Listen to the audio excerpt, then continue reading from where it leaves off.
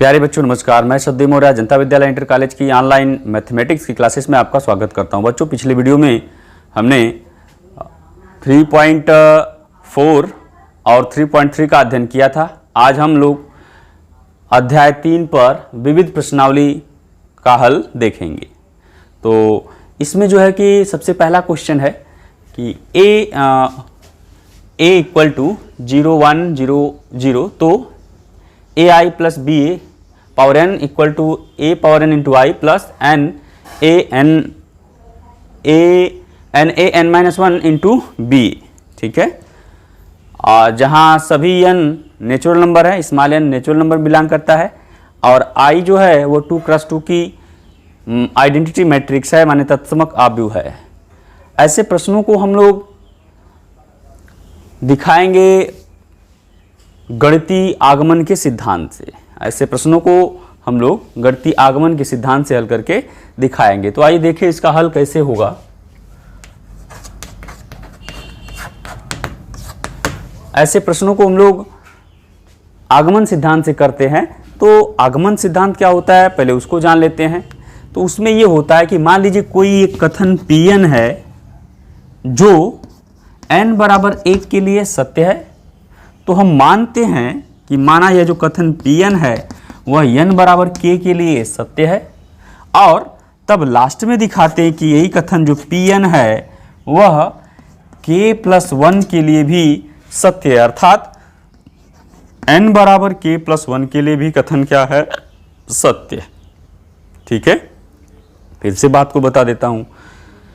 कोई कथन Pn n बराबर 1 के लिए सत्य हो तो हम मानते हैं कि हमारा कथन n बराबर k के लिए सत्य होगा, और इस प्रकार इन सब के हेल्प से हम ये दिखाते हैं कि हमारा जो कथन है वह n बराबर k प्लस 1 के लिए भी क्या होगा, सत्य होगा।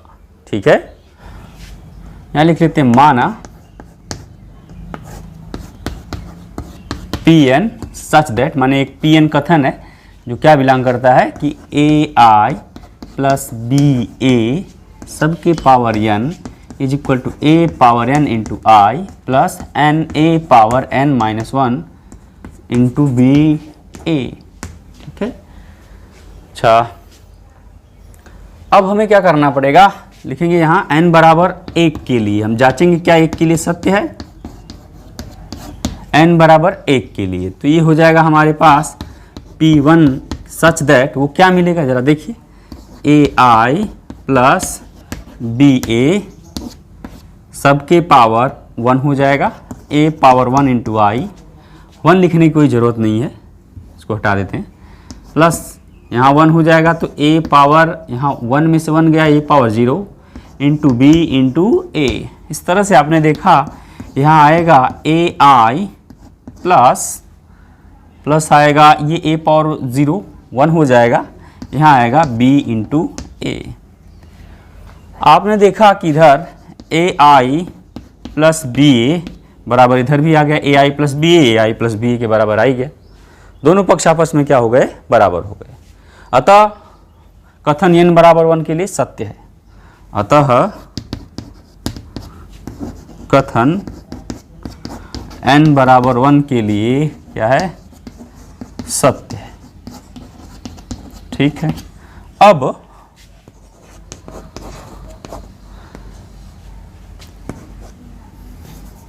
माना Pn कामा n बराबर k के लिए क्या है, सत्य, ऐसा मानते हैं। ठीक है, वो उसके लिए क्या है, सत्य है। अब n बराबर k इसमें हर जगह रख दीजिए आप, तो ये क्या हो जाएगा, ai प्लस बी ए यहाँ रखना है, सॉरी, और यहाँ हो जाएगा क्या आपका पावर पे चढ़ जाएगा k इज इक्वल टू ये हो जाएगा a power k into I plus k a power k minus 1 into B into A. इस तरह से अब जो है कि जहाँ A I plus B A power के आएगा उसकी जगह हम यहाँ इतना बड़ा व्यंजक लिखवा सकते हैं। मैं अपनी सुविधा के लिए इसको इक्वेशन 1 मान ले रहा हूँ, अगर कभी जरूरत पड़ेगी तो इसको फ्रॉम इक्वेशन 1 बोल देंगे, ठीक है। अब हम क्या करेंगे, थर्ड स्टेप, देखिए ये स्टेप 1 होता है, ये स्टेप 2 हो गया। अब आया हमारा स्टेप 3। स्टेप 3 में n बराबर k+1 के लिए अब हम क्या करेंगे, जहां जहां यहां पर k दिख रहा है वहां वहां क्या करेंगे, k+1 रख देंगे, या फिर ये जो ऊपर वाला मैंने जो Pn माना था उसमें जहां जहां n है वहां वहां k+1 रख देंगे। तो हमारे पास क्या आएगा, मैं केवल लेफ्ट हैंड साइड को लेके चल रहा हूं कि ai प्लस ba सबके पावर हो जाएगा k+1। अब इज इक्वल टू क्या आएगा हमारे पास, अब हम इसको लिख सकते हैं कि ai प्लस ba के power k into ai plus ba, ठीक है। ये कैसे हो गया, ये घातांक के नियम से हो गया कि जैसे होता है ना x की power a plus b is equal to x की पावर a इंटू x की पावर b, वही रूल लग गया यहाँ पर, ठीक। अब क्या होगा, अंदर मल्टीप्लाई मुझे करना है, उसके पहले जरा देखिए हम क्या करेंगे, इस इक्वेशन 1 का हेल्प लेंगे। कहाँ पर लेंगे, ये जो टर्म है ai प्लस बी ए पावर k, अब उसकी जगह हम इतना बड़ा एक्सप्रेशन आसानी से लिख सकते हैं। तो हम लिख दे रहे हैं क्या कि ai प्लस बी ए पावर k का मान समीकरण 1 से रखने पर क्या मिलेगा, जरा देख लीजिए उसको। ai प्लस बी ए सबके power k+1 is equal to, अब इसकी जगह ये हो जाएगा कि a power k into I plus और k a power k-1 into B a into इधर क्या हो जाएगा ai plus b ai plus b, ठीक है। अब हम इन दोनों का आपस में क्या करेंगे, गुणा करेंगे। चलिए देखिए तो क्या आएगा, इसका गुणा इसमें करेंगे तो आएगा a पावर k+1 और i स्क्वायर आएगा, प्लस इसका गुणा अब इसमें होगा तो आएगा a power k b i a आएगा, प्लस अब इसका गुणा इसमें हो जाएगा तो आएगा k a पावर k, इसमें गुणा हो जाएगा तो k आ जाएगा, a पावर k आ जाएगा, फिर ये हो जाएगा b i a प्लस अब इसका गुणा इसमें जब होगा तो k a के पावर k-1 और ये b में b का गुणा होगा तो b स्क्वायर और a स्क्वायर माने into b square matrix a का स्क्वायर। अब हमको ये पता है कि जब किसी मैट्रिक्स में आइडेंटिटी मैट्रिक्स का गुणा किया जाता है तो फिर से वही मैट्रिक्स प्राप्त हो जाता है।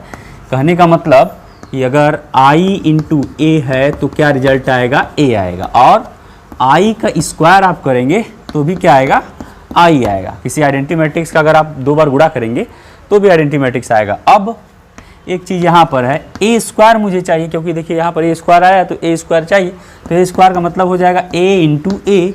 अब मैट्रिक्स a का मान था 0 1 0 0 और इंटू 0 1 0 0। अब जरा ये देखेंगे आप तो इसका रिजल्ट क्या आ जाएगा, गुणा करेंगे 0 0 प्लस 1 इंटू 0 0 आ जाएगा। इसका मतलब ये भी 0 ये भी 0 0 0 0, इसका मतलब आया क्या, शून्य आव्यूह, जीरो मैट्रिक्स। सीधा सा अर्थ हुआ कि i इंटू ए की जगह हम a लिखवाएंगे, i स्क्वायर की जगह i लिखवाएंगे, a स्क्वायर की जगह क्या लिखवा देंगे, 0 लिखवा देंगे। तो इन मानों का जब हम प्रयोग करेंगे तो i a i plus B A सबके power k+1 is equal to क्या आएगा, यहाँ पर भी मान रखेंगे हम लोग, ये a के पावर k+1 i स्क्वायर की जगह क्या रख देंगे, i रख देंगे, ठीक है, प्लस i इंटू ए की जगह a रख देंगे तो ये हो जाएगा a पावर k b और फिर ये हो गया a, प्लस यहाँ क्या होगा k a के पावर k और ये i इंटू ए फिर से हो जाएगा तो b इंटू ए हो जाएगा, और इसकी जगह ये जो फोर्थ टर्म है आपका, इसकी जगह वैल्यू 0 हो जाएगी। क्यों, क्योंकि इसके जगह ए स्क्वायर की जगह 0 कर देंगे, पूरा 0 हो जाएगा, तो इसकी जगह हो गया आपका क्या 0। अब हमें क्या करना है कि ये हो जाएगा a के पावर k प्लस 1 इंटू आई प्लस इसमें से कुछ चीज़ों को हम लोग क्या करते हैं कॉमन कर लेते हैं। तो इसमें से हमारे पास कॉमन जाएगा a power k into b और a भी कॉमन हो जाएगा। तो बचेगा क्या हमारे पास, यहाँ आ जाएगा 1 प्लस यहाँ क्या बचेगा k। ठीक है, तो इसको हम लोग लिख सकते हैं कि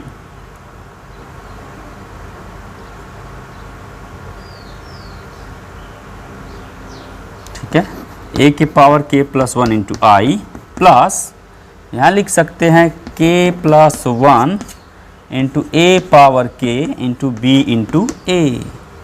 अब आप देखेंगे कि ए आई प्लस बी ए के पावर k प्लस 1 का मान क्या आ गया। अब जरा विचार करिए कि ये क्या आया है। आपको याद होगा कि जब हम लिखे थे समीकरण 1 का प्रयोग करने से, तो वहाँ ए आई प्लस बी के पावर k का जो मान था वो इतना था ये।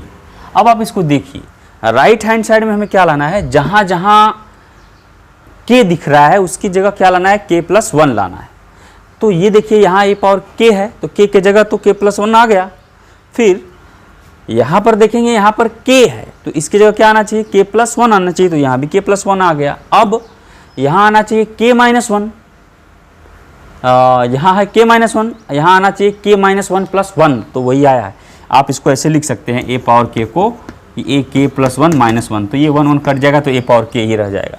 इस तरह से आपने देखा कि सभी k की जगह क्या आ गया k प्लस 1 आ गया, या फिर सभी n की जगह क्या आ गया k प्लस 1 आ गया। इसलिए जो हमारा कथन है वह n बराबर k प्लस 1 के लिए भी सत्य है। अतः कथन Pn कामा n बराबर k प्लस 1 के लिए सत्य है। इस तरह से हमने गणितीय आगमन सिद्धांत का प्रयोग करके इस प्रश्न को हल करके देखा। अब नेक्स्ट क्वेश्चन को देखते हैं। आइए प्रश्न संख्या 2 को देखते हैं कि a इक्वल टू ये 1 1 1 दिया है, तो हमें सिद्ध करके दिखाना कि a power n equal to इतना होगा, जबकि सभी n प्राकृतिक संख्या n से बिलोंग करने चाहिए। अच्छा, ऐसे प्रश्नों को भी हम आगमन सिद्धांत से ही हल करके दिखाएंगे। आगमन सिद्धांत से हल करने में हमें आसानी होती है ऐसे प्रश्नों को, इसलिए इससे हल किया जा रहा है। तो उसमें सबसे पहले क्या दिखाएंगे कि जो माना कोई कथन Pn है स्टेप 1 में, Pn n बराबर 1 के लिए सत्य है। तो उसमें हम मान लेते हैं कि जो हमारा Pn है वो सच दैट क्या है, Pn है a power n is equal to 3 power n minus 1, 3 power n minus 1, 3 power n minus 1, 3 power n minus 1।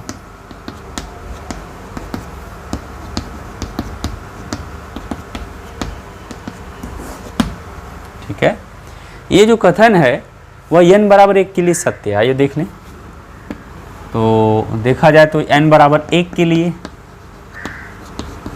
n बराबर 1 के लिए आप करेंगे तो यह आ जाएगा a power 1 is equal to क्या आ जाएगा। अब देखिए ध्यान से कि जो है यहाँ 1 रखेंगे, 1 में से 1 निकल गया 0, 3 के पावर 0 का मान 1। उसी तरह से हर जगह क्या हो जाएगा, 3 के पावर 0 हो जाएगा, 3 पावर 0, तो ये 1 1 1 1 1 1, इसकी रिजल्ट इसका मान आ जाएगा a पावर 1 का ये आ जाएगा। और a इक्वल टू आपने देखा यही है भी, इसका मतलब है कि n बराबर 1 के लिए कथन क्या है, सत्य। इसलिए n बराबर 1 के लिए कथन सत्य है। ठीक है, अब मान लेते हैं कि माना n बराबर k के लिए Pn क्या है, सत्य है। अगर ऐसा मानेंगे तो हमारे पास क्या आएगा ये कि a के power k is equal to हर जगह क्या आ जाएगा, 3 के पावर k माइनस 1, फिर से आ जाएगा 3 के पावर k माइनस 1, 3 के पावर k माइनस 1, ये हो जाएगा 3 के पावर k माइनस 1, 3 के पावर k माइनस 1, और यहाँ भी हो जाएगा 3 के पावर k माइनस 1, ये हो जाएगा 3 के पावर k माइनस 1, 3 के पावर k माइनस 1, 3 के पावर k माइनस 1, ये सब हो जाएगा। ठीक है, अब हम स्टेप 2 पे चलते हैं। ये तो रहा हमारा स्टेप 2। अब स्टेप 3 पे चलते हैं। स्टेप 3 में ये दिखाना होगा कि ये जो हमारा कथन Pn है वह n बराबर k प्लस 1 के लिए क्या होगा, सत्य होगा। तो उसे कैसे दिखाएंगे, ये रहा स्टेप 3। यहाँ लिखेंगे n बराबर k प्लस 1 के लिए। तो जब वहाँ लेंगे तो हम क्या करेंगे, ये आएगा, हम लेफ्ट हैंड साइड लेके चलते हैं केवल a के पावर k प्लस 1। ठीक है, तो हम उसको कैसे लिख सकते हैं, इसको लिख सकते हैं a के पावर k इंटू a, ऐसा लिख सकते हैं। और a पावर k का जो इतना बड़ा मान है वो रख देंगे यहाँ पर 3 power k minus 1, 3 power k minus 1, 3 power k minus 1। यहाँ भी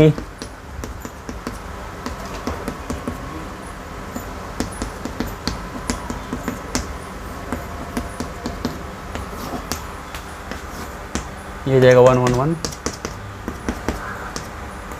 ठीक है, अगर लेफ्ट हैंड साइड में अगर यहाँ k प्लस 1 हो जाए तो हर k के जगह क्या आना चाहिए, k प्लस 1। कहाँ, राइट हैंड साइड में। लेफ्ट हैंड साइड में जहाँ a पावर k प्लस 1 तो हो ही गया, मतलब यहाँ हम रखेंगे ना ये n बराबर k प्लस 1। तो अगर ये k प्लस 1 है तो राइट हैंड साइड में भी जहाँ जहाँ k है वहाँ क्या आ जाए, k प्लस 1 आ जाए। तो ये हमारा कथन n बराबर k प्लस 1 के लिए सत्य माना जाएगा। तो चलिए इसका मल्टीप्लाई करते हैं। मल्टीप्लाई करेंगे तो क्या आ जाएगा, पहले इस रो का गुणा इस कॉलम में होगा तो आ जाएगा 3 पावर k माइनस 1 प्लस इसका करेंगे तो भी 3 पावर k माइनस 1 प्लस ये भी करेंगे तो वही आएगा। तो माने तीनों समान टर्म है। देख लीजिए कैसे, मैं इसमें करके दिखा दे रहा हूँ। 3 के power k minus 1 plus into 1 आएगा, इंटू 1 प्लस 3 के पावर k माइनस 1 इंटू 1, फिर प्लस 3 के पावर k माइनस 1 इंटू 1। तो आप देखेंगे ये आएगा 3 पावर k माइनस 1, ये भी वही चीज़, ये भी वही चीज़, तीनों जुड़ जाएगा आपस में। जब तीनों आपस में जुड़ जाएगा तो क्या आएगा, 3 इंटू 3 के पावर k माइनस 1। वैसे ही ये आप इधर गुणा करोगे तो वही चीज़ आएगा 3 k power 1 minus 1, 3 into 3 k power 1 minus 1। यहाँ भी हो जाएगा 3 k माइनस 1, 3 इंटू, ठीक है। फिर उसके बाद 3 इंटू 3 के पावर k माइनस 1, 3 इंटू 3 के पावर k माइनस 1, फिर 3 इंटू 3 k पावर 1 माइनस 1, ये 3 इंटू 3 k माइनस 1, 3 इंटू 3 ये रहा। ठीक, अब जो है हमें क्या करना है, अब आप देखिए 3 पावर क्या हो जाएगा, यहाँ 1 है, मैं इस पावर को इसमें क्या कर देता हूँ, जोड़ दे रहा हूँ और इसको इस फॉर्मेट में लिखने का प्रयास करता हूँ। ये हो जाएगा 3 के पावर k प्लस 1 माइनस 1। तो इधर तो हो नहीं पाएगा, ये मुझे इधर करना पड़ेगा इसको।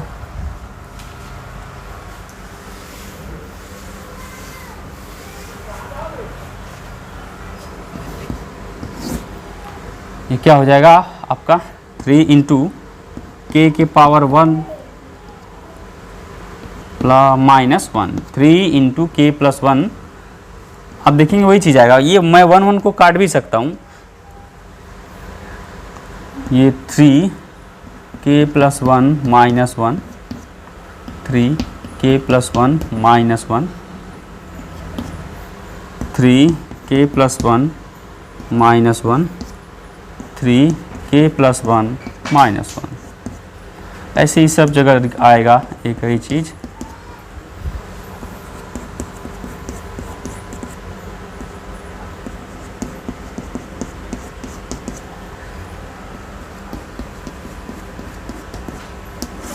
ये आया। आप देख रहे हैं कि अगर a के पावर k था तो ये टर्म इसके बराबर था। अगर यहाँ a पावर k प्लस 1 है तो हर k की जगह k प्लस 1 होना चाहिए। तो आप देखेंगे इस k की जगह भी यहाँ k प्लस 1 आया, इस k की जगह भी k प्लस 1 आया, इस k की जगह भी k प्लस 1 आया, मैंने हर जगह क्या आया, k प्लस 1 आया। इस तरह से ये जो कथन है n बराबर k प्लस 1 के लिए भी क्या होगा, सत्य होगा। इसलिए Pn n बराबर k प्लस 1 के लिए भी क्या है, सत्य है। अतः इस तरह से एक भी क्वेश्चन सिद्ध हो गया आपका आगमन सिद्धांत से बहुत ही आसानी से। अब आइए नेक्स्ट क्वेश्चन देखते हैं। ये देखिए प्रश्न संख्या 3 है। यह इसमें ये कहा जा रहा है कि अगर a इक्वल टू इतना है तो हमें सिद्ध करके दिखाना है कि a पावर n का मान कितना हो। इसको भी आइए इजली वही आगमन सिद्धांत से करके दिखाते हैं। स्टेप 1 में क्या होगा, स्टेप 1 में वही मानेंगे कि जो हमारा कथन Pn है वो सच दैट ये है a power n equal to 1 + 2n minus 4n n 1 minus 2n। ठीक है, अब हम यहाँ दिखाएंगे n बराबर 1 के लिए, हम ये दिखाएंगे कि 1 के लिए क्या है, सत्य है। चलिए देखते हैं। a पावर 1 लिखने की कोई ज़रूरत नहीं है, यह आ जाएगा आपका क्या, n बराबर 1 है तो आप यहाँ 1 रख देंगे तो 2 1 क्या हो जाएगा, 3 हो जाएगा। देख रहे हैं ना, यहाँ n बराबर 1 रखेंगे, 2 1 कम 2 और 1 3 और यहाँ रखेंगे 1 तो -4 हो जाएगा। ये यहाँ 1 और यहाँ रखेंगे 2 तो यहाँ 2 रखेंगे, सॉरी n बराबर 1 रखेंगे तो ये 2 1 कम 2 -2 + 1 -1 आ जाएगा। इस तरह से आपने देखा कि a का मान यही है जो यहाँ बिल्कुल दिया हुआ है, इसलिए कथन n बराबर 1 के लिए क्या है, सत्य है। अतः कथन n बराबर 1 के लिए सत्य है। मैं यहाँ लिख नहीं रहा हूँ। अब स्टेप 2 पर आ जाते हैं। स्टेप 2 पर क्या करेंगे कि मान लेते हैं कि माना कि n बराबर k के लिए कथन क्या है, सत्य है। जब सत्य है तो इसके लिए क्या होगा, a power k is equal to, अब जहाँ जहाँ n है वहाँ वहाँ हो जाएगा k हो जाएगा, 1 + 2k माइनस 4k, ये k हो जाएगा 1 माइनस 2k हो जाएगा। ठीक है, अब इसका प्रयोग हम करेंगे कब, जब हम थर्ड स्टेप को लागू करेंगे यहाँ पर तब। अब स्टेप थर्ड में क्या होगा, n बराबर k + 1 के लिए, अब हम n बराबर k + 1 के लिए दिखाएंगे तो इसमें क्या हो जाएगा, हम यहाँ लिखेंगे a के केवल लेफ्ट हैंड साइड लेके चलेंगे तो यहाँ पर क्या है हमारे पास, a पावर n था तो यहाँ पर हो जाएगा a पावर अब k + 1 हो जाएगा तो इसको मैं लिख सकता हूँ a power k × a power 1, ऐसा लिख सकते हैं घातांक के नियम से। लेफ्ट हैंड साइड में अगर आप रखेंगे ना n बराबर k + 1 रखेंगे तो यहाँ रखेंगे n बराबर k + 1, तो मैं केवल लेफ्ट हैंड साइड को लेकर चल रहा हूँ। राइट हैंड साइड में जहाँ जहाँ n है उसकी जगह क्या ला देंगे, k + 1 ला देंगे। ठीक है, तो ये हो जाएगा इतना। अब a पावर k की जो वैल्यू ये है, a पावर k की वैल्यू यहाँ लिखी हुई है 1 + 2k माइनस 4k, ये k 1 माइनस 2k और a की वैल्यू आप वहाँ से लिख दीजिए 3 माइनस 4 और ये 1 माइनस 1। ठीक है, अब इसका आप क्या कर लीजिए, गुणा कर लीजिए। गुणा करेंगे तो पहले फर्स्ट रो का गुणा इसमें होगा, तो जब गुणा करेंगे तो आएगा 3 और प्लस 6k आ जाएगा। ठीक है, देख रहे हैं ना, इसका गुणा करेंगे 3 3 कम 3 + 3 6k, माने यहाँ आ रहा है आपका, चलिए एक बार गुणा कर ही दें क्या इसमें, 3 + 6k और इसका गुणा इसमें करेंगे तो -4k। अब इसका इसमें हो गया पूरा कॉलम 1 में, अब इसका इसमें गुणा करेंगे तो -4 -8k और ये माइनस प्लस 4k, ये हो गया। अब इसका फर्स्ट सेकंड रो का इसमें गुणा होगा तो आ जाएगा 3k और इसका इसमें हो जाएगा तो प्लस 1 माइनस 2k। अब आप इसका गुणा करेंगे तो ये -4k और इसका इसमें गुणा होगा तो आएगा प्लस -1 प्लस 2k। गुणा करने के बाद ये आएगा। अब इसको थोड़ा हल कर लीजिए तो क्या आ जाएगा, ये आ जाएगा आपका 2k + 3। ठीक है, और यहाँ क्या आ जाएगा, यहाँ आ जाएगा -4k। ठीक, और जो है यहाँ भी क्या आएगा, आ गया आपका, आ गया k + 1 और यहाँ भी क्या आएगा, ये चीज़ जो है वो दे देगा ऐसा कि -2k - 1। ठीक है, -2k - 1। अब थोड़ा इसको देखिए रीअरेंज करना, क्या, क्योंकि मुझे हर, जैसे यहाँ दिख रहा है आपका k, तो इस k की जगह क्या लाना है, k + 1 लाना है, तो उसको ऐसे लिख दिया जा रहा है अभी। यहाँ देखेंगे मुझे यहाँ पर k + 1 चाहिए, 1 + 2k है, तो मैं इस 3 को तोड़ दे रहा हूँ 2 + 1 में। बात समझिए, 3 को लिख दे रहा हूँ 2 + 1 में, तो ये हो जाएगा 2k + 2 + 1। ठीक, फिर उसके बाद ज़रा इसको देख लीजिए, यहाँ केवल -4k आ रहा है, तो हम यहाँ से क्या करेंगे, -4 को कॉमन कर लेते हैं, तो यहाँ आ जाएगा k + 1। यहाँ पे तो कोई दिक्कत नहीं आई। फिर उसके बाद यहाँ k है तो यहाँ k + 1 आया है, उसमें कोई दिक्कत नहीं है, k + 1। अब वहाँ -2k -1 है, तो यहाँ तो देखिए -2k है, लेकिन यहाँ +1 है तो वहाँ -1 है। तो इसके लिए मुझे क्या करना पड़ेगा, मैं यहाँ एक जोड़ दे रहा हूँ, एक घटा दे रहा हूँ, तो इसको मैं लिख दे रहा हूँ -2k -1 + 1। इस तरह से ये हो गया सेकेंड एलिमेंट। अब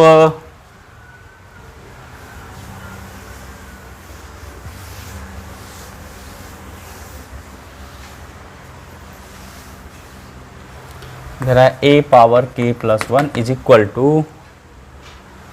अब वहाँ पर हो जाएगा क्या, हम यहाँ से क्या करेंगे, 2 को कॉमन कर लेंगे, तो हमारे पास आ जाएगा 1 प्लस, मैं 1 को पहले लिख दिया, यहाँ से 2 कॉमन कर लिया, 2k + 1 ये आया।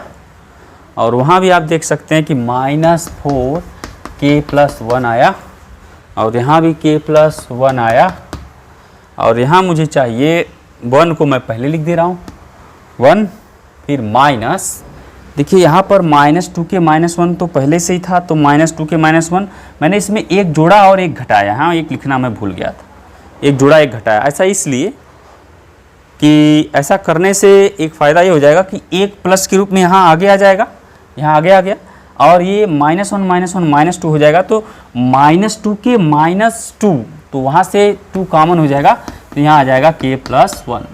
इस तरह से आपने देखा कि जहाँ जहाँ मुझे k + 1 की आवश्यकता थी, हर k की जगह क्या आ गया, k + 1। जैसे यहाँ k है, देखिए 1 + 2k, तो 1 + 2 और k की जगह क्या है, k + 1। फिर वैसे -4k है, k की जगह क्या चाहिए, k + 1, k + 1 आ गया। उसी तरह से यहाँ भी आ गया k की जगह k + 1, फिर ये 1 - 2 k + 1।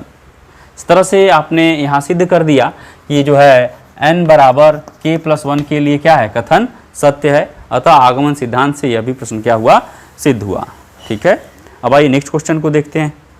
चलिए प्रश्न संख्या 4 को देखते हैं कि उसमें दिया हुआ कि a और b सममिताव्यु हैं, तो हमें ये दिखाना है कि ab - b एक विषम सममिताव्य होगा।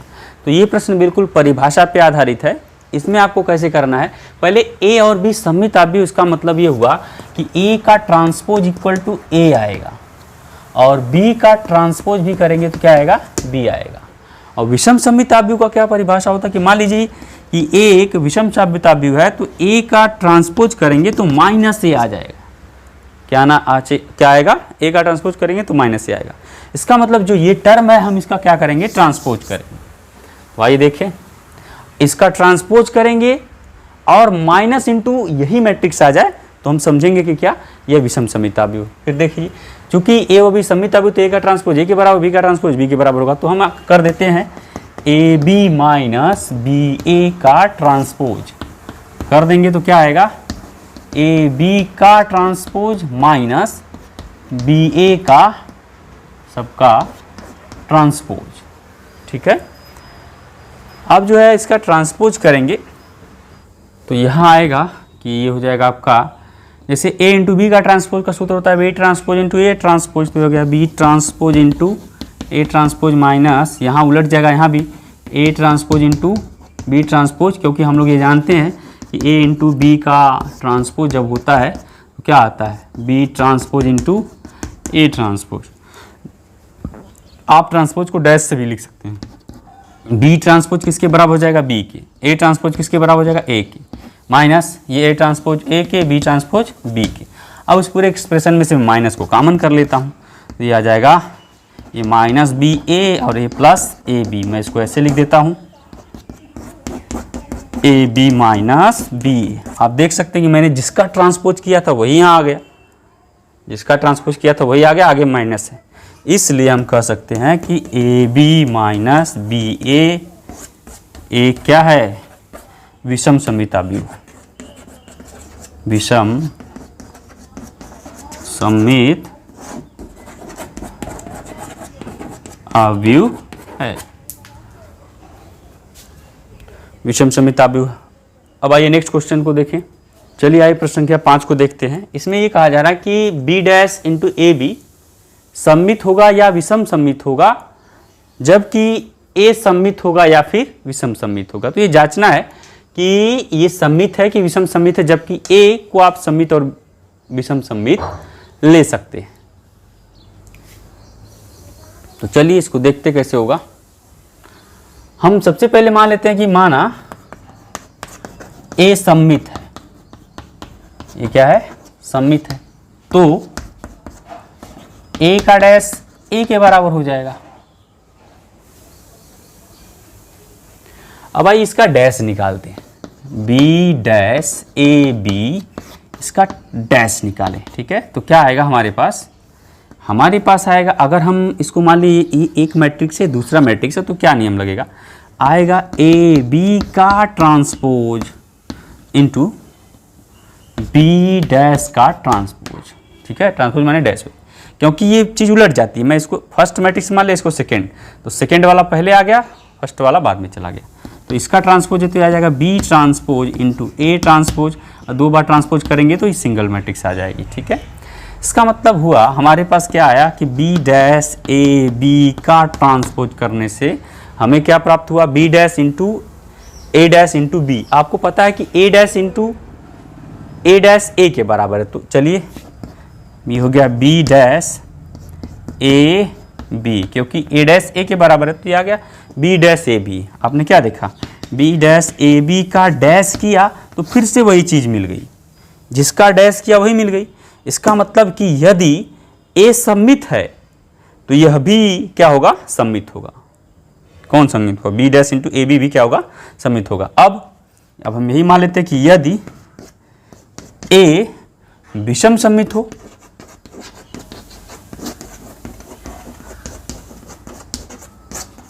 तो क्या होगा, तो ए का डैश माइनस ए के बराबर हो जाएगा। और फिर से हम उस बात को अगर करेंगे तो ये तो चीज़ आएगा हमारे पास कि बी डैश ए बी का डैश हमने जब किया तो हमारे पास आया था क्या, ये आया था, ये चीज़ आई थी बी डैश ए डैश बी, अभी भी आएगा। अब ए डैश की जगह क्या लिखना है, माइनस ए लिखना है, तो ये हो जाएगा बी डैश और उसकी जगह माइनस ए इंटू बी। अब आप देखेंगे माइनस आगे आ गया, बी डैश ए बी। इसका मतलब हुआ कि जब आपने बी डैश ए बी का डैश किया तो जो अंदर चीज़ लिखा है उसके आगे क्या आ गया, माइनस। ठीक है, अतः इस तरह से बात सिद्ध हो जाती है कि अगर ए सममित है तब तो ये वाली जो मैट्रिक्स है वो सममित होगी, और जब ए विषम सममित होगा तो ये वाली मैट्रिक्स क्या हो जाएगी, विषम सममित हो जाएगी। ठीक है, चलिए नेक्स्ट क्वेश्चन को देखते हैं। चलिए आइए प्रश्न संख्या 6 को भी देखते हैं। क्या है ये, ए इक्वल टू इतना दिया हुआ है और A dash into A equal to identity matrix या समीकरण दिया हुआ है, तो हमें क्या करना है, एक्स वाई जेड सबका मान निकाल के दिखाना है। तो सबसे पहले ए इतना दिया है तो आप ए डैश निकाल लीजिए, ए डैश निकालेंगे, ए डैश तो क्या हो जाएगा, ये उलट जाएगा 0x x two y y minus y। मैंने सभी कॉलम को रो में कन्वर्ट कर दिया और ये चला गया इधर, ये चला गया इधर, और वो आ जाएगा z माइनस z और z हो गया। अब इस इक्वेशन में रख दीजिए A dash into A equal to I, तो ए डैश का मान हो गया आपके सामने 0x x two y y minus y z minus z z, और a का मान होगा 0 two y z x y minus z x minus y z is equal to identity matrix 3x3 की लेंगे 1 0 0 0 1 0 0 0 1।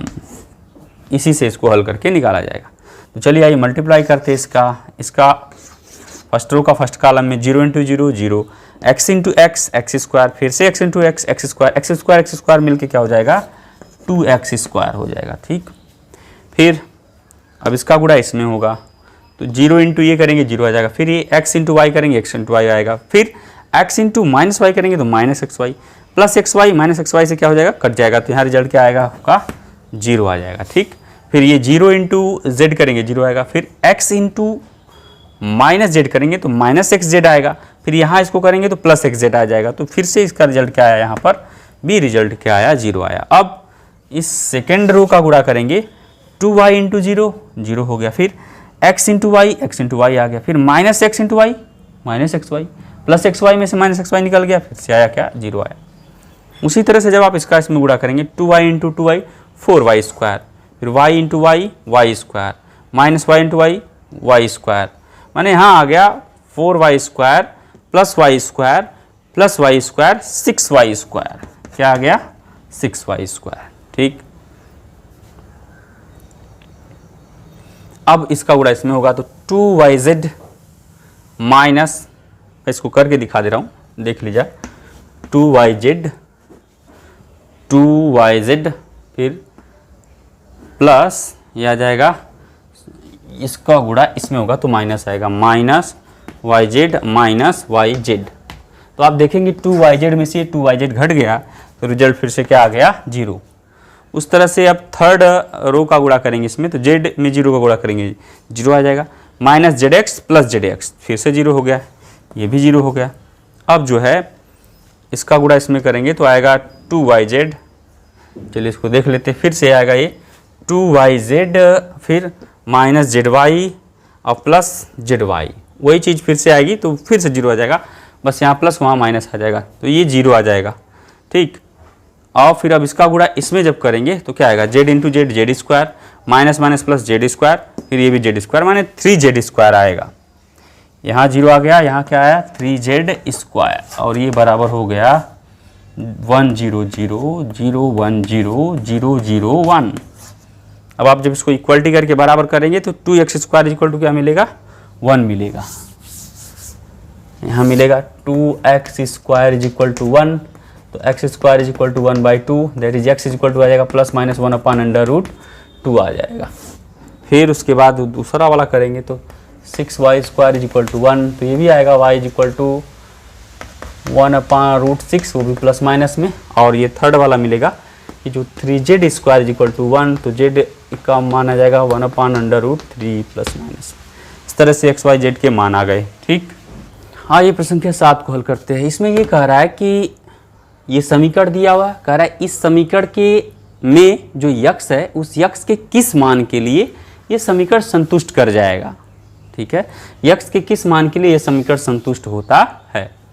तो इसमें देखना ये है कि किस मैट्रिक्स का किस में सबसे पहले गुणा होगा। तो ये देखिए, ये 1x3 की मैट्रिक्स है, ये 3x3 की मैट्रिक्स है। ठीक है, तो आप देख रहे हैं इसका C इसके R के बराबर गुणा है, तो यहाँ गुणा पॉसिबल हो जाएगा। पहले का दूसरे में आपस में क्या करेंगे, गुणा करेंगे। तो गुणा करेंगे तो क्या आएगा, गुणा करेंगे तो इसका आप इसमें गुणा करेंगे, मैं डायरेक्ट कर रहा हूँ गुणा, 1 इंटू 1 1, 2 इंटू 2 4, 1 2 5 हो जाएगा, 1 4 5 हो जाएगा, और ये 1 1 6 आ जाएगा यहाँ पर। ठीक है, यहाँ तो 6 आ गया। फिर इसका गुणा आप इसमें करोगे तो यहाँ क्या आएगा, आएगा 2 0 0, तो यहाँ 2 आएगा। फिर इसका गुणा करेंगे तो 0 2 2 4 आ जाएगा, ये 4 आ गया। अभी आ गया 0 2x इज इक्वल टू, ये 0 है तो ये आइडेंटिटी मतलब सॉरी शून्य आव्यूह है। अब इसको मैं लिखता हूँ, अब इसका आपस में गुणा कर दीजिए। देखिए 1x3 और ये 3x1, अभी भी ये पॉसिबल है तो गुणा पॉसिबल हो जाएगा। तो गुणा कर दीजिए, कितना आएगा, 6 में 0 का गुणा हो गया, 0 आ गया। ठीक, फिर प्लस 2 में इसका गुणा करेंगे 4 आ गया, फिर 4 में इसका करेंगे तो 4x आ जाएगा, बस उसके बाद कुछ बचेगा ही नहीं। और इधर आ जाएगा तो हमने इसको बस खाली 0 लिख दिया, जीरो मैट्रिक्स को 0 लिख सकते हैं।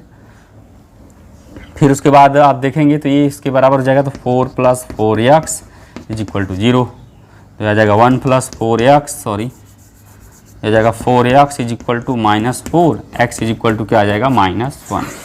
ठीक है, आइए प्रश्न संख्या 8 को देखते हैं। a = 3 1 -1 2, तो हमें सिद्ध करके दिखाना है कि a² - 5a + 7i = 0 हो जाएगा। तो इसमें सबसे पहले a² निकालने की आवश्यकता है। a² = a × a, चलिए ये 3 1 -1 2 × 3 1 -1 2, गुणा कर लीजिए जल्दी से इसका आप। गुणा करेंगे तो इसका इसमें करेंगे, डायरेक्ट कर रहा हूँ, 3 त्रिक 9 हो जाएगा और ये हो जाएगा -1, 8 आया। और इसका गुणा करेंगे 3 एकम 3 और ये 3 दूनी 6, तो 3 एकम 3 और 1 2 3 ये 5 आ गया। ठीक है, फिर उसके बाद अब इसका गुणा होगा इसमें, -3 प्लस -2 -5 हो गया। अब इसका गुणा इसमें करेंगे, -1 प्लस 4 तो 3 हो गया। इस तरह से आपने देखा a² इतना आया। अब उसका जो लेफ्ट हैंड साइड है उसको ले लीजिए, वो क्या है, a² -5a plus 7i। Identity हुई 2 × 2 की होगी। तो आप देखेंगे यहाँ आएगा 8 5 -5 3 -5, ये हो जाएगा आपका 3 1 -1 2 और प्लस 7 इंटू आई हो जाएगा 1 0 0 1। इसको हल कर दीजिए आप, तो आएगा ये 8 5 -5 3, आप उसका अंदर मल्टीप्लाई कर देंगे, ये माइनस, तो ये हो जाएगा 15 5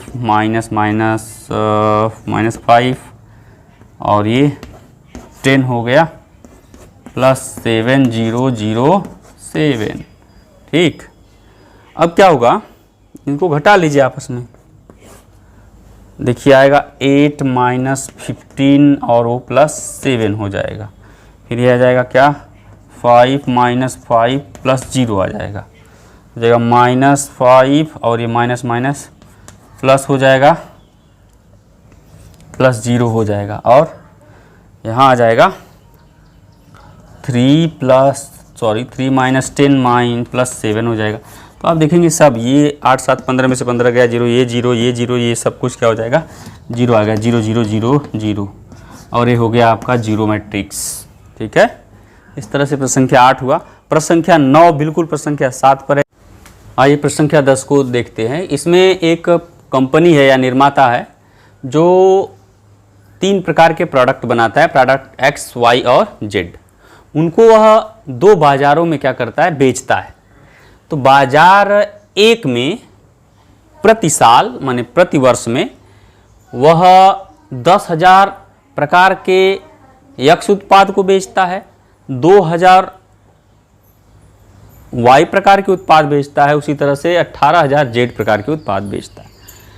ठीक उसी तरह से बाजार 2 में वह 6,000 X प्रकार के, 20,000 Y और 8,000 Z प्रकार के उत्पाद को बेचता है। तो अब ये कह रहा है कि X प्रकार के उत्पाद की जो बिक्री की प्रति इकाई कीमत है वह 2.5 रुपये है, Y की 1.5 रुपये, Z की 1 रुपये है। तो हमको ये बताना है कि वो बाजार 1 में और बाजार 2 में कुल कितनी कमाई करता है, उसकी कुल आय कितनी होगी। ठीक है, तो इसके लिए हमको क्या करना पड़ेगा, पहले बाजार 1 की बात करेंगे। बाजार 1 के लिए,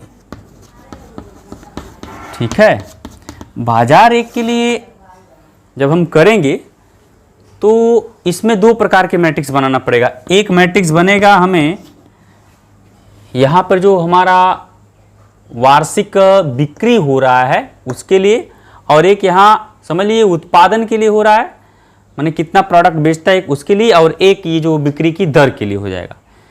ठीक है, ये वस्तुओं के उत्पादन वाला माने वस्तुओं की संख्या का हो गया, ये संख्या से एक मैट्रिक्स बनेगा, और एक मैट्रिक्स बनेगा उनके मूल्यों से। तो जो उससे बनेगा फर्स्ट प्रकार के ये हो जाएगा 10,000 और ये 2,000 और ये 18,000। ठीक है, और बी प्रकार की जो मैट्रिक्स है वो लागत के लिए मैं बना दे रहा हूँ, ये 2.50 रुपया, 1.50 रुपया और 1 रुपया। अब क्या होगा, बाजार 1 में जब आपको कुल आय निकालना होगा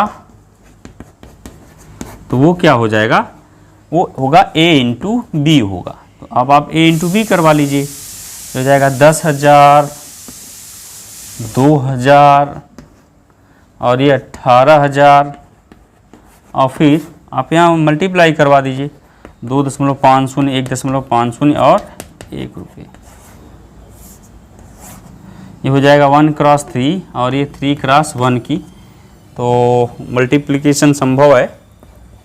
आप इसको हल करेंगे तो ये आ जाएगा 10,000 में अगर 2.5 का 2.50 का अगर आप गुणा करेंगे तो कितना आएगा, 25,000 आ जाएगा। फिर ये प्लस ये 2,000 का इसमें करेंगे तो ये आ जाएगा 3,000 आ जाएगा, प्लस यहाँ करेंगे तो 18,000 आ जाएगा। इस तरह से आपने देखा, इन सबको जोड़ेंगे तो ये आ जाएगा 8 3 11, 11 5 16, एक हासिल और ये आ जाएगा 3, तो ये कितना आया 36,000 रुपया। 36 नहीं सॉरी, ये 2 1 3 1 4, 46,000 हो जाएगा, 46,000 रुपया। इसका मतलब हुआ बाजार एक में वो कुल आय कितना करता है, 46,000। चलिए इसको ध्यान रखिएगा कि 46,000 आया। अब हम बाजार 2 के लिए भी देख लेते हैं। बाजार 2 के लिए क्या होगा, हमारे पास जो ये ए है अब बन जाएगा, ये आपका 6,000 रुपया हो जाएगा और यहाँ 20,000 हो जाएगा और ये 8,000 हो जाएगा। ठीक है, तो अब बी इक्वल टू वही रहेगा। तो बाजार 2 में कुल आय कितनी हो जाएगी, ये हो जाएगा आपका यहाँ 6,000 हो जाएगा और यहाँ 20,000 हो जाएगा, यहाँ 8,000 हो जाएगा। ठीक है, तो उसके हिसाब से थोड़ा इसको याद रखिएगा कि ये 46,000 आया, मैं यहाँ लिख दे रहा हूँ, ये 46,000 रुपये आया। ठीक है, बाजार 1 में। अब बाजार 2 में जब गुणा करेंगे आप तो यहाँ पर आएगा 6,000 का इसमें गुणा करेंगे तो 25 छक्का 150, 15,000 आएगा। ये 15,000 प्लस ये 30,000 आ जाएगा, ये प्लस यहाँ आ जाएगा 8,000 आ जाएगा। अब आप इसका अगर जोड़ करेंगे तो कितना आएगा, 8 5 13, 23 और 30, ये आ गया 53,000 रुपया। ये 53,000 रुपया, माने बाजार 1 में उसकी कुल आय हो रही है 46,000 की और बाजार 2 में उसकी कुल आय हो रही है कितने की, 53,000 रुपये की। ठीक, हमको अब प्रश्न बी वाले में क्या करना है, बी वाले में निकालना है कितना लाभ हुआ। वास्तव में ये उसका बिक्री रेट था, 2.5 रुपया 1.5 रुपया, ये सब क्या था, उसका विक्रय मूल्य था। अब हमें ये पता होना चाहिए कि x रुपये का जो उत्पाद बना है उसको बनाने में लागत कितनी आई है, कितना मूल खर्चा बैठा हुआ है, वो निकालेंगे। तो अब हम क्या करेंगे, मूल खर्चा को यहां पर लिख देते हैं।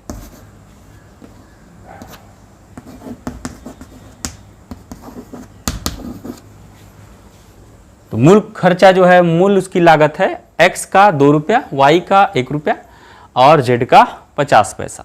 ठीक, अब फिर हम वही काम फिर से करेंगे। बाजार 1 में उसका कितना आय हुआ, फिर उसके बाद क्या करेंगे, बाजार 1 के लिए यहाँ कर देते हैं। बाजार 1 के लिए करेंगे तो फिर से वही हो जाएगा आपके सामने,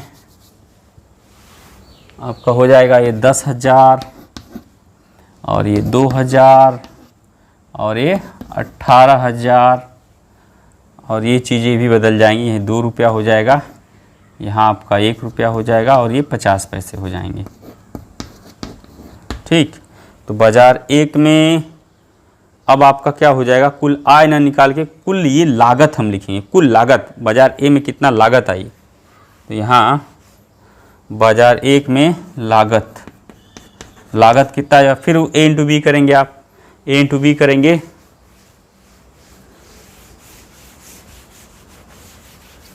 तो क्या आएगा, ए इंटू बी करेंगे तो यह आ जाएगा 10,000, 2,000 और 18,000।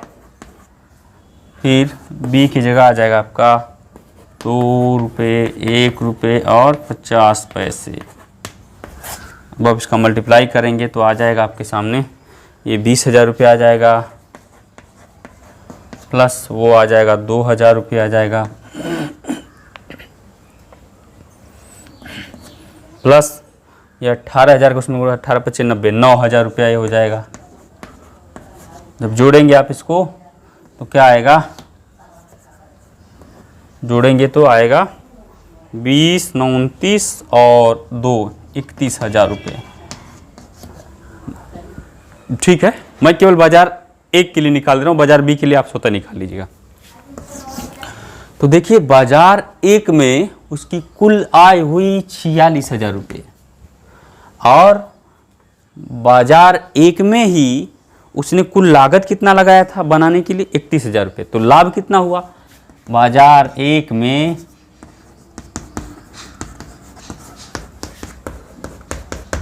लाभ उसका क्या हो जाएगा? लाभ निकलेगा विक्रय मूल्य माइनस क्रय मूल्य के हिसाब से। तो वो कुल कितना बेचा? 46,000 रुपये बेचा बाजार एक में, माइनस कुल कितना कास्ट आई? 31,000 रुपये। अब उसको इसमें से आप घटा दीजिए तो आ जाएगा 0,005 और यहाँ 15,000 रुपया बाजार एक में वह कमाया। और उसी तरह से आप ये भी निकाल सकते हैं कि बाजार दो में उसने कितना लाभ कमाया। ठीक है, चलिए प्रश्न संख्या 11 को देखते हैं। x इंटू ये मैट्रिक्स दिया हुआ है इक्वल टू इतना है, तो आपको मैट्रिक्स x का मान निकालना है। ठीक है, तो ऐसे प्रश्नों में जो हम क्या करते हैं, पहले थोड़ा सा लॉजिक ये लगाएंगे कि आप ये सोचिए कि ये कितने क्रॉस का मैट्रिक्स है? 2x3 का, और ये भी क्या है? 2x3 का। तो ये मैट्रिक्स x का क्या ऑर्डर होगा कि इसका जब इसमें गुणा होगा तो इतने ऑर्डर की मैट्रिक्स आई होगी। बात समझिए, x मैट्रिक्स का क्या ऑर्डर होगा कि उसका जो इस मैट्रिक्स में माने 2x3 वाले मैट्रिक्स में गुणा होगा तो क्या आएगा? 2x3 वाली मैट्रिक्स आएगी। तो देखिए x को हम मान लेते हैं, सबसे पहले मान लेते हैं 3x3 का, एग्जाम्पल के लिए 3x3 का मान लेते हैं। तो 3x3 और यह है 2x3, तो इसका c इसके r के बराबर है तो गुणा हो ही नहीं सकता। ये 3 और 2 बराबर नहीं हो सकता, इसलिए गुणा पॉसिबल नहीं है। अब आइए 2x2 पर सोच लेते हैं, तो आप देखेंगे कि इसका जो c है इसके r के बराबर है, तो ये दोनों कैंसिल आउट हो जाएगा, तो हमारी मैट्रिक्स बचेगी 2x3 की। तो ये आप ऐसे समझ के सोच सकते हैं इसको कि क्या होगी, वो कोई रटी रटाई बात नहीं है, आपको ऐसे चेक करना पड़ेगा। 2x2 होगा, हो सकता है कोई लड़का कहे कि हम 1x2 का चेक करेंगे, तो ठीक है इसको 1x2 ले लो, 1x2 2x3, तो ये 2 कट जाएगा तो क्या बचेगा? 1x3 की मैट्रिक्स बचेगी। तो क्या उधर 1x3 की है? नहीं, उधर 2x3 की। तो सारे नॉर्म को आपको ध्यान में रखते हुए ये चेक करना पड़ेगा कि 2x3 की मैट्रिक्स आए कैसे। तो वो आप चेक कर सकते हैं इस तरह से कि जब आप 2x2 की लेंगे तो ये 2 कट जाएगा और 2 यहाँ बच जाएगा। इस तरह से आपने देखा कि ये जो x है वह 2x2 की मैट्रिक्स होनी चाहिए। अब इसको मैं 2x2 की मैट्रिक्स कोई मान लेता हूँ, मान लीजिए x y या ABCD मान लेता हूँ, ABCD। चलिए, और ये हो जाएगा आपका 1 2 3 4 5 6, और ये हो जाएगा आपका क्या? -7 -8 -9 2 4 6। अब आपको कुछ नहीं करना है, गुणा उड़ा कर देना है, केवल इसका गुणा इसमें करना है। तो आएगा ये a + 4b, और यहाँ करेंगे तो क्या आएगा? 2a + 5b, और वहाँ करेंगे तो 3a + 6b। फिर इसी तरह से इसका गुणा हो जाएगा c + 4d और 2c + 5d और 3c +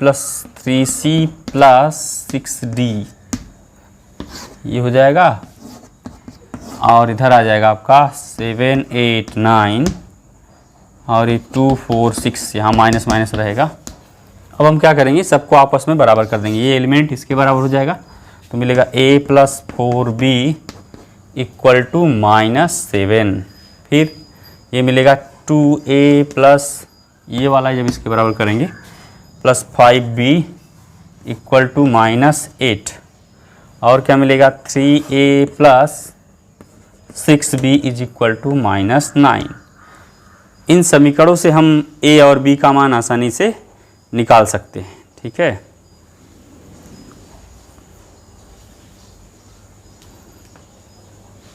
ये समीकरण 1, समीकरण 2, ये समीकरण 3। हम क्या करते हैं, आसानी से समीकरण 1 से a का मान निकाल लेते हैं। ठीक है, तो एक समीकरण से a का जो मान होगा वो हो जाएगा -7 - 4b। अब a का मान उठा के चाहे 2 में चाहे 3 में रख दीजिए। तो मान लीजिए हम 2 में रखते हैं, a का मान 2 में रखते हैं, तो आ जाएगा क्या? आएगा 2 -7 plus -4b plus 5b equal to -8। अब हो जाएगा -14 -8b plus 5b equal to -8। तो क्या हो जाएगा, ये आपका आ जाएगा -3b इक्वल टू 14 -8, तो ये आ जाएगा 6 आ जाएगा। इस तरह से आपने देखा कि -3b इक्वल टू 6 आया, तो b इक्वल टू कितना आएगा, -2 आ जाएगा। ठीक है, b इक्वल टू -2 आ जाएगा।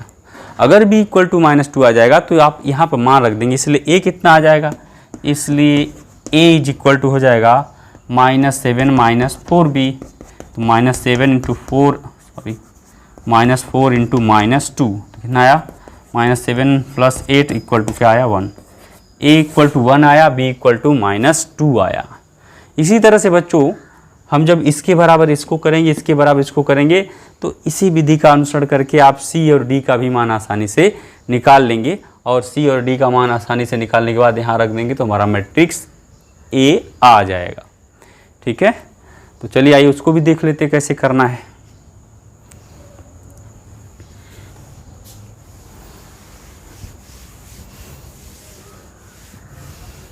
यह आ जाएगा c plus 4d equal to वहाँ क्या है, 2 है, तो ये which implies that c equal to क्या आता दिख रहा है, 2 माइनस 4d। अब अगला करेंगे तो आएगा 2c plus 5d equal to 4, तो c का मान यहीं रख लीजिए, 2c का मान रख देंगे तो 2 minus 4d plus 5d equal to 4, तो हो जाएगा 4 minus 8d plus 5d equal to 4, तो हो जाएगा -3d equal to 0, which implies that d equal to क्या आया, 0। अगर d इक्वल टू 0 आया तो अगर आप यहाँ 0 रख देंगे, 2 माइनस 0 इक्वल टू क्या आया, 0, इसलिए c बराबर क्या आ गया, 0। इस तरह से आपने देखा c इक्वल टू 2 आएगा। कैसे, d इक्वल टू या 0 रख देंगे तो 0 हो जाएगा, c इक्वल टू कितना आ गया, 2, तो आया a equal to 1, b equal to -2, c equal to 2, d equal to 0। तो जो हमारा मैट्रिक्स x है उसको मैंने मान रखा है a b c d, और ये हो जाएगा a का मान 1, b का मान कहाँ गया, -2, और c का मान 2, और ये हो गया आपका 0। इस तरह से आपने देखा ये आया आपका मैट्रिक्स x का मान। चलिए प्रश्न संख्या 12 को देखते हैं कि यदि a और b दो वर्ग आव्यूह इस प्रकार हो कि ab बराबर ba हो, ab बराबर क्या हो, ba हो, तो हमें आगमन सिद्धांत से सिद्ध करके दिखाना है कि ab power n equal to b power n into a, और साथ ही साथ ये भी सिद्ध करके दिखाना है ab power n equal to a power n into b power n। तो आगमन सिद्धांत को आपने जान लिया है कि यदि कोई कथन n बराबर 1 के लिए सत्य होता है तो हम मानते हैं वह कथन n बराबर k के लिए सत्य होता है। फिर इसकी सहायता से हम दिखाते हैं कि वह कथन n बराबर k प्लस 1 के लिए भी क्या होता है, सत्य होता है। तो ठीक है, आइए देखते हैं इसको, इसके हल में क्या होगा कि सबसे पहले हम एक कथन मान लेते हैं Pn। वह कथन इस तरह है कि ab power n is equal to b power n into a। थोड़ा शार्ट में देख लेते इसको करना क्या है। n बराबर 1 के लिए सिद्ध करेंगे। चलिए स्टेप 1 में क्या है, स्टेप 1 में क्या है, n बराबर 1 के लिए तो आपको पता है कि ये P1 ये कितना हो जाएगा, P1 यहाँ सच दैट होना चाहिए, P1 ये क्या हो जाएगा, a into B power 1 is equal to B power 1 into a। इसका मतलब ये हुआ कि ab बराबर ba, ab बराबर ba, और प्रश्न में दिया हुआ है कि ab बराबर क्या है, ba है। ठीक है, अतः कथन हमारा n बराबर 1 प्लस n बराबर 1 के लिए क्या है, सत्य है। अब जो दूसरी बात है, हम मानेंगे कि माना कि जो Pn है वह n बराबर k के लिए क्या है, सत्य है। n बराबर k के लिए क्या है, सत्य। तो हमारे पास आ जाएगा कि ab power k is equal to b power k into a। अब स्टेप 3 देखते हैं। स्टेप 3 में ही थोड़ा देखना है कि अब हम ये मानते हैं कि हमें तो ये दिखाना है कि n बराबर k प्लस 1 के लिए कथन सत्य है। तो हम क्या करेंगे, हम लेफ्ट हैंड साइड लेके चलेंगे, और जहाँ जहाँ k है वहाँ राइट हैंड साइड में क्या लाएंगे, k प्लस 1। बात को फिर से दोहरा दे रहा हूँ, हम लेफ्ट हैंड साइड लेके चलेंगे और राइट हैंड साइड में हर k की जगह क्या ले देंगे k+1, तब माना जाएगा कि हमारा कथन k+1 के लिए सत्य है। तो चलिए देखिए कि इसका लेफ्ट हैंड साइड क्या है। n बराबर किसके लिए चल रहा है बात, n+1 के लिए। इसके लिए हमारा जो लेफ्ट हैंड साइड है वो क्या होगा, ab के पावर k+1 हो जाएगा, क्योंकि अब इस k की जगह मुझे क्या रखना है, k+1 रखना है। या फिर आप यहाँ सोच सकते हैं कि इसके जगह मैंने क्या कर दिया, n की जगह k+1 रख दिया, ठीक। तो k+1 रख दिया, तो अब इधर भी क्या आना चाहिए, यहाँ भी आ जाना चाहिए k+1, वो मुझे लास्ट में सिद्ध करके दिखाना है राइट हैंड साइड में। तो इसके लिए मैंने क्या किया, ये लेफ्ट हैंड साइड लिखा यहाँ पर, समझ लीजिए कि n की जगह क्या लिखा, k+1, या ऐसा भी समझ सकते हैं कि इस k की जगह क्या रख लिया, k+1। अब राइट हैंड साइड में दिखाना है, हर k की जगह क्या आएगा, k+1 आ जाएगा। तो a इंटू, मैं इसको लिख दे रहा हूँ b के power k into b, b के पावर k इंटू b, ठीक है। इसे ज़रा देख लीजिए, मान लीजिए समीकरण नंबर 1। अब हम क्या करेंगे, ये जो ab पावर k है उसके जगह लिख देंगे b power k into a, समीकरण 1 से। इसके जगह क्या लिख देंगे, b के power k into a into b, ठीक है। अब ये हो जाएगा आपका, हो जाएगा b के पावर k और ये हो जाएगा a into b। a into B को मैं लिख सकता हूँ, a इंटू बी को मैं क्या लिख सकता हूँ, b इंटू a, कैसे, वो यहाँ से जो मुझे दिया है a into B, b into a के बराबर हो जाएगा। अब जो है और यहाँ हो जाएगा बराबर b के पावर k और उलट जाएगा b इंटू a हो जाएगा, यहाँ से हो गया वो। अब हो जाएगा b के पावर k+1 इंटू a, ठीक है। और हम लेके क्या चले थे, a इंटू बी के पावर k+1, ठीक है।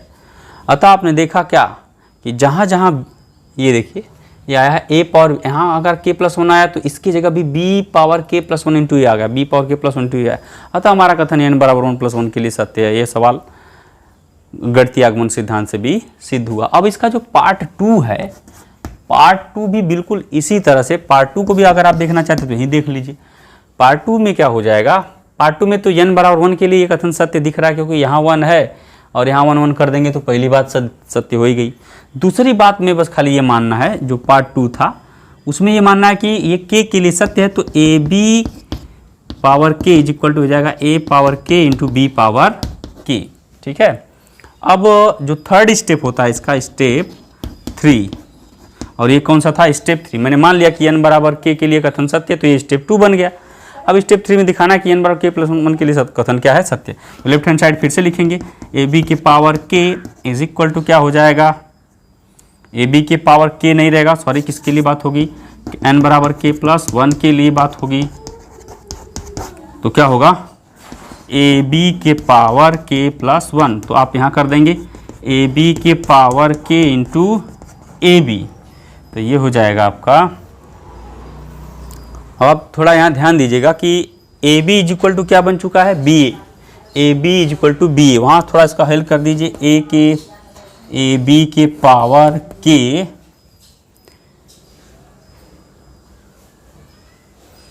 यहाँ से भी देख सकते हैं, सॉरी पहले यहीं से देख लीजिए, ab की power k is equal to क्या है, a power k into b power k, तो पहले वही लिख लीजिए, a power k into b power k, और हो जाएगा a इंटू b, ठीक है। अब हम ab के जगह क्या लिखवा दे रहे हैं, ba लिखवा दे रहे हैं, a के पावर k, b के पावर k इंटू ba। अब ये b के पावर k और ये मिलके क्या हो जाएगा, a के पावर k और हो जाएगा ये b के पावर k+1 इंटू a। अब यहाँ थोड़ा साहचर्य नियम का प्रयोग करते हैं, ये आ जाएगा हमारे पास ab के power k+1 is equal to, मैं उसको ऐसे लिख दे रहा हूँ, a के पावर k, समझ लीजिए पहले यहाँ मल्टीप्लिकेशन था, अब जो होगा a के पावर a, वो मल्टीप्लिकेशन, सॉरी पहले मल्टीप्लिकेशन यहाँ था, तो उसमें क्या हो जाएगा कि b के पावर, ये चीज़ें उलट जाएंगी तो आएगा a इंटू बी के पावर k+1, तो ये हो जाएगा a के पावर k+1 इंटू बी के पावर k+1। आपने देखा कि यह ab के पावर k प्लस 1 किसके बराबर आ जाएगा, a power k plus 1 into B power k plus 1 के बराबर आ गया। अतः यह कथन n बराबर k प्लस 1 के लिए भी सत्य है। इसलिए यह प्रश्न पूर्ण रूप से गणितीय आगमन के सिद्धांत से क्या हुआ, सिद्ध हुआ। ठीक, अब आइए नेक्स्ट क्वेश्चन को देखते हैं। चलिए प्रश्न संख्या 13 को देखते हैं। इसमें a इक्वल टू इतना दिया है और एक शर्त दिया है कि a स्क्वायर इक्वल टू आई। यह एक बहुविकल्पी प्रश्न है, इसमें ऑब्जेक्ट को पहचानना है। मैं इसको हल करके आपके सामने इसका विकल्प रख दूंगा। ठीक है, तो a स्क्वायर का मान सबसे पहले निकालने के लिए मुझे a इंटू ए करना पड़ेगा और हो जाएगा alpha beta gamma minus alpha. ये भी हो जाएगा alpha beta gamma minus alpha. आप इसका जल्दी से गुणा कर लीजिए। गुणा करेंगे तो यह आ जाएगा, इसका गुणा पहले इसमें होगा अल्फ़ा स्क्वायर और प्लस बीटा गामा, फिर उसका गुणा करेंगे तो alpha beta minus alpha beta, फिर यहाँ आ जाएगा इसका गुणा इसमें होगा तो alpha gamma minus alpha square, इसका इसमें गुणा होगा ना तो alpha gamma minus gamma alpha, sorry ये गामा अल्फ़ा, फिर उसके बाद आ जाएगा वो beta gamma minus minus plus alpha square. ठीक है, अब ये क्या होगा, ये चीज़ें यहाँ से कट जाएंगी, ये भी यहाँ से कट जाएगा, जाएगा अल्फ़ा स्क्वायर बीटा गामा 0 और यहाँ भी 0, ये beta gamma plus alpha square. तो ये किसका मान आ गया, ए स्क्वायर का मान। अब ए स्क्वायर का मान आइडेंटिटी के मैट्रिक्स के बराबर है, तो A square is equal to identity से क्या मिलेगा, ए स्क्वायर का मान आया alpha square plus beta gamma 0 और क्या आया beta gamma alpha square. Identity matrix होती है 1 0 0 1, तो हमें यहाँ से कंडीशन मिलेगा, क्या देख रहे हैं, alpha square plus beta gamma is equal to 1 मिलेगा, विच इम्प्लाइज दैट, क्योंकि ये वाला एलिमेंट इसके बराबर हो जाएगा, मिलेगा alpha square plus beta gamma is equal to 1 या फिर alpha square plus beta gamma minus 1 equal to 0। यह विकल्प में जो ऑप्शन होगा वही ऑप्शन क्या हो जाएगा, आपका सही हो जाएगा। ठीक, अब इसमें एक दो क्वेश्चन और बचा हुआ है, उसे भी देख लेते हैं। चलिए प्रश्न संख्या 14 को देखते हैं। उसमें ये कह रहा है कि कोई एक मैट्रिक्स ए है जो सममित है और विषम सममित दोनों है, तो वह मैट्रिक्स क्या हो सकती है, विषम कैसी मैट्रिक्स हो सकती है, शून्य मैट्रिक्स हो सकती है या फिर विकर्ण आव्यूह हो सकती है या तत्समक आव्यूह हो सकती है या इनमें से कोई नहीं हो सकती, क्या हो सकती है, विकल्पी क्वेश्चन है। तो थोड़ा लॉजिकली देखते हैं कि अगर मान लेते ए सममित आव्यूह है तो A dash is equal to हर हालत में ए होगा, और ए विषम सममित आव्यूह है तो A dash is equal to minus A होगा। इसको 1 इसको 2 कर लीजिए। ठीक, अब आप देखेंगे कि मैं इसमें घटा दे रहा हूँ, इधर माइनस और ये क्या हो जाएगा प्लस, 1 में से 2 घटाएंगे तो ए डैश में से ए डैश गया तो 0 आ गया, और ये ए मिल के क्या हो जाएगा 2a मिल गया, तो 2a equal to 0 that is A equal to क्या हो गया 0।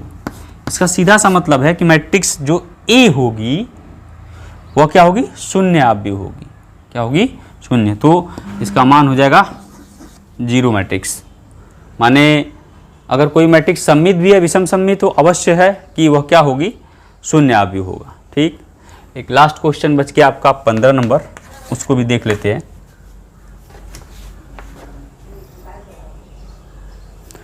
इसमें दिया हुआ है ए स्क्वायर इज इक्वल टू ए और आई प्लस ए का होल क्यूब माइनस 7a, ये किसके बराबर है,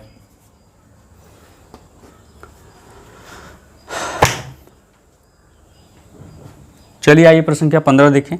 ए स्क्वायर इक्वल टू ए, तो हमें ये बताना है आई प्लस ए का होल क्यूब माइनस 7a यह किसके बराबर होगा। तो चलिए देखते हैं, यहाँ पर सूत्र लगा देते हैं, इसको हल करेंगे जब तो क्या मिलेगा, आई प्लस ए का होल क्यूब माइनस 7a, इसका मान मिलेगा आई का क्यूब प्लस ए का क्यूब प्लस 3ia इंटू आई प्लस ए माइनस 7a, ये मैंने फार्मूला लगा दिया, ए प्लस बी का होल क्यूब, आई क्यूब का मान आई होगा और ए क्यूब को मैंने लिख दिया ए स्क्वायर इंटू ए प्लस, इसमें भी जब गुणा हो जाएगा 3i स्क्वायर ए और यहाँ आ जाएगा plus 3ia square minus 7a।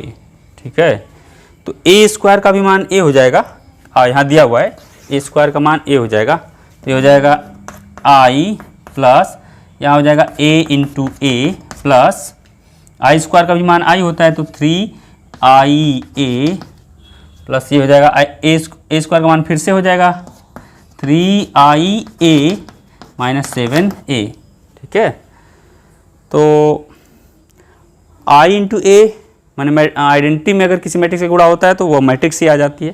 तो हो जाएगा आपका, इधर आ जाएगा i प्लस ए स्क्वायर और ये हो जाएगा 3a plus 3a minus 7a। ए स्क्वायर का मान फिर से हम क्या लिख देंगे, a लिख देंगे और ये 3a 6a हो जाएगा माइनस 7a हो जाएगा। तो आप देख रहे हैं कि ये 6 एक 7a हो जाएगा। i is equal to 7a minus 7a is equal to क्या हो गया, i प्लस ये 0 हो गया, माने कैंसिल आउट हो गया। तो क्या आया, आइडेंटिटी मैट्रिक्स। तो आपने देखा कि ये जो व्यंजक है इसका मान कितना आया, आइडेंटिटी मैट्रिक्स के बराबर आया। ठीक, इस तरह से बच्चों आज हमने अध्याय 3 पर जो विविध प्रश्नावली था उसका संपूर्ण हल देखा। अब अगले वीडियो में हम शारीरिक माने डिटरमिनेंट चैप्टर को शुरू करेंगे और उसे विधिवत आपको पढ़ाएंगे। आज के लिए इतना ही, धन्यवाद।